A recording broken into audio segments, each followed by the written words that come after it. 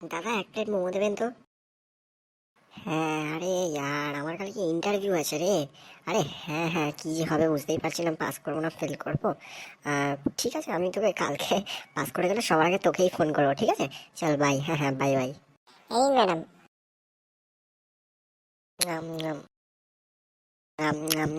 তো দাদা আপনার কথা হলো? 50 টাকা হয়ে গেছে দাদা।